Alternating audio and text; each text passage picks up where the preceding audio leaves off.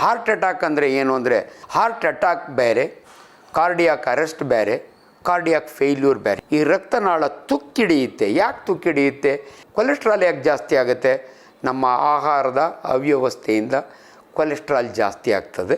ನೋಡಿ, ಹಾರ್ಟನ್ನು ಪ್ರೊಟೆಕ್ಟ್ ಮಾಡಬೇಕಾದ್ರೆ most important ನಮ್ಮ ಡಯೆಟ್ ಆ್ಯಂಡ್ ಎಕ್ಸರ್ಸೈಸ್.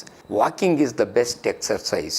ನಮ್ಮ ದೇಹದಲ್ಲಿರುವ ಫ್ಯಾಟ್ ಆ್ಯಂಡ್ ಕೊಲೆಸ್ಟ್ರಾಲ್ ಕಡಿಮೆ ಆಗುತ್ತೆ, ಅದರಿಂದ ಹಾರ್ಟ್ ಅಟ್ಯಾಕ್ ಆಗೋದು ಕಡಿಮೆ ಆಗುತ್ತೆ. ಸ್ಮೋಕ್ ಮಾಡೋದನ್ನು ಬಿಡಬೇಕು, ಆಲ್ಕೋಹಾಲನ್ನು ಬಿಡಬೇಕು, ಸೊಪ್ಪು ತರಕಾರಿಗಳನ್ನು ಜಾಸ್ತಿ ತೊಗೋಬೇಕು. ಪರ್ಟಿಕ್ಯುಲರ್ಲಿ ಜನಗಳು ಹೆಚ್ಚಿಗೆ ಮಾತಾಡ್ತಿರಲಿಲ್ಲ ಹಾರ್ಟ್ ಅಟ್ಯಾಕಿನ ಬಗ್ಗೆ. ಆದರೆ unfortunately Puneeth Rajkumar heart attack ಆಗಿ ಸತ್ತಾಗಿದ್ದರಿಂದಲೂ ಕೂಡ ತುಂಬ ಜನಕ್ಕೆ ಒಂದು ಆತಂಕ.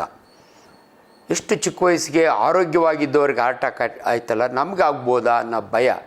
ನೋಡಿ, ಇಲ್ಲಿ ನಾನು 3 ಪದ, ನಾನು ಕಾರ್ಡಿಯಾಲಜಿಸ್ಟ್ ಅಲ್ಲ, ನಾನು ಸರ್ಜಿಕಲ್ ಗ್ಯಾಸ್ಟ್ರೋಂಟ್ರಾಲಜಿಸ್ಟು. ಆದರೆ ನನ್ನ MBBS ನಾಲೆಡ್ಜ್, ನಾವೆಲ್ಲರೂ ಕೂಡ ಹಾರ್ಟಿನ ಬಗ್ಗೆ ಓದೇ ಇರ್ತೀವಿ. ಹಾರ್ಟ್ ಅಟ್ಯಾಕ್ ಬೇರೆ, ಕಾರ್ಡಿಯಾಕ್ ಅರೆಸ್ಟ್ ಬೇರೆ, ಕಾರ್ಡಿಯಾಕ್ ಫೇಲ್ಯೂರ್ ಬೇರೆ. ಈ 3 ಪದಗಳು ಜನಸಾಮಾನ್ಯರಿಗೆ ಅರ್ಥ ಆಗಬೇಕು. ಅಂದರೆ ಹಾರ್ಟ್ ಅಟ್ಯಾಕ್ ಅಂದರೆ ಏನು ಅಂದರೆ, ನೋಡಿ ನಾನು ಬೆರಳು ತೋರಿಸ್ತಾ ಇದ್ದೀನಿ, ಪಿಂಕ್ ಆಗಿದೆ. ನನ್ನ ಬೆರಳಿಗೆ ಒಂದು ರಬ್ಬರ್ ಬ್ಯಾಂಡ್ ಹಾಕ್ಬಿಟ್ಟು 4 ಅವರ್ಸ್ ಬಿಟ್ಟರೆ ಇದು ಕಪ್ಪಗಾಗುತ್ತೆ. ಅದನ್ನು ನಾವು ಗ್ಯಾಂಗ್ರೀನ್ ಅಂತೀವಿ. ಯಾಕೆ ಹಂಗಾಗುತ್ತೆ ಅಂದರೆ, ಈ ಬೆರಳಿಗೆ ಊಟ ಮತ್ತು ಆಕ್ಸಿಜನ್ ಕ್ಯಾರಿ ಮಾಡೋದು ಡಿಜಿಟಲ್ ಬ್ಲಡ್ ವೆಸಲ್ ಅಂತೀವಿ ನಾವು. ಅದನ್ನು ಬ್ಲಾಕ್ ಮಾಡಿಬಿಟ್ರೆ ಈ ಭಾಗಕ್ಕೆ ಊಟ ಇಲ್ಲ, ಆಕ್ಸಿಜನ್ ಇಲ್ಲ, ಸತ್ತು ಹೋಗುತ್ತೆ. ಅದೇ ರೀತಿ ನಮ್ಮ ಹೃದಯ ನಮ್ಮ ಮುಷ್ಟಿಯಷ್ಟಿರುತ್ತೆ, ಎದೆಯ ಎಡಭಾಗದಲ್ಲಿರುತ್ತೆ. ಅದಕ್ಕೆ 3 ಬ್ಲಡ್ ವೆಸಲ್ಸ್ ಇರ್ತವೆ, ಕರೋನರಿ ಬ್ಲಡ್ ವೆಸಲ್ಸ್ ಅಂತೀವಿ ನಾವು.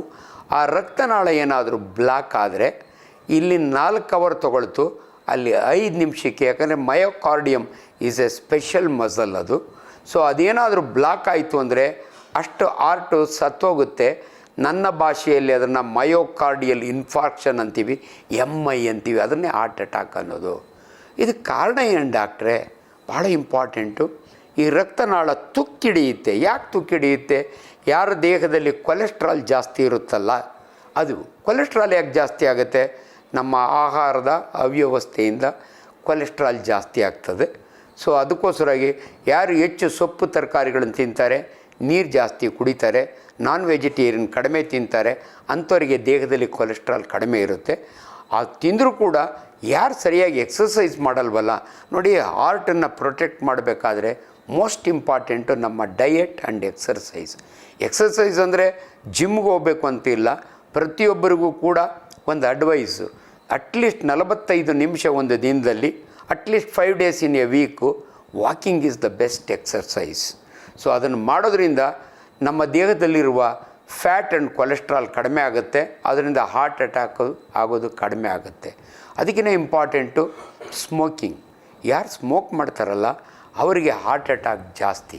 ಅದರಿಂದ ಸ್ಮೋಕ್ ಮಾಡೋದನ್ನು ಬಿಡಬೇಕು, ಆಲ್ಕೋಹಾಲನ್ನು ಬಿಡಬೇಕು, ಸೊಪ್ಪು ತರಕಾರಿಗಳನ್ನು ಜಾಸ್ತಿ ತೊಗೋಬೇಕು.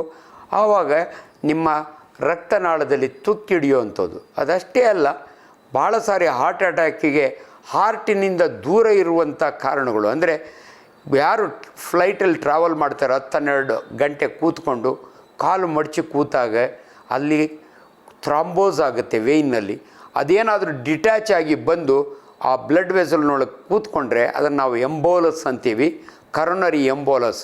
ಸೊ ನಾನು ಅವಾಗಲೇ ಹೇಳಿದ್ದು ಅಥೆರೋಸ್ಕ್ಲಿರೋಸಿಸ್ ಅಂದರೆ ತುಕ್ಕಿಡಿಯೋದು. ಎಂಬೋಲೈ ಹೊರಗಡೆಯಿಂದ ಬಂದಲ್ಲಿ ಕೂತ್ಕೊಂಡ್ರೆ ಆಗಲೂ ಬ್ಲಾಕ್ ಆಗುತ್ತೆ.